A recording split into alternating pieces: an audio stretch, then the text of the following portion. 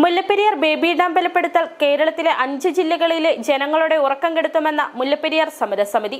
Mullaperiyar baby dam ബലപ്പെടുത്തുവാൻ 2 ആഴ്ചയ്ക്കുള്ളിൽ Keralam അനുവാദം നൽകണമെന്ന് തമിഴ്നാടിന്റെ അപേക്ഷയിന്മേൽ കേരളം സ്വീകരിക്കുന്ന നിലപാടുകൾ സൂക്ഷ്മതയോടെ ആവണം. നിലവിലെ ജലനിരപ്പ് 136 അടിയായി നിലനിർത്തണമെന്ന കേരളത്തിന്റെ വാദഗതികൾക്ക് ഇത് തുരങ്കം വയ്ക്കും.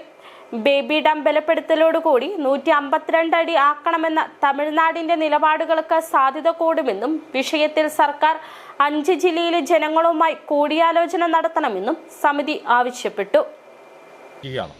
52ലേക്ക് പോകുവാൻ അവർക്ക് കിട്ടുന്ന ഈ സാഹചര്യത്തെ ഏതർത്ഥത്തിലും അവർ പ്രയോജനപ്പെടുത്തുവാൻ സാധ്യതയുണ്ട്.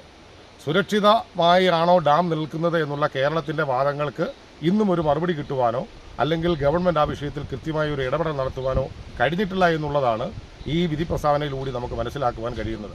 ജനങ്ങളെ മുൾമുനയിൽ നിർത്തുന്ന, ആശങ്കയിൽ നിർത്തുന്ന ഈ നിലപാടുകൾ സ്വീകരിക്കുന്നതിന് മുമ്പ് ഇതിൻ്റെ അഫക്റ്റഡ് ഏരിയയിലുള്ള 5 ജില്ലകളെയും മുഴുവൻ ജനങ്ങളെയും അവരുടെ ഒരു സർവകക്ഷി സംഘത്തെ വിളിച്ചു ചേർത്തിട്ട് വേണം ഈ വിഷയത്തിന് തീരുമാനമെടുക്കുവാൻ എന്നുള്ള ഒരു അഭിപ്രായം മുല്ലപ്പെരിയാർ സമരസമിതി സ്നേഹപൂർവ്വം ഗവൺമെൻറ്റിൻ്റെ മുന്നിലേക്ക് വയ്ക്കുകയാണ്.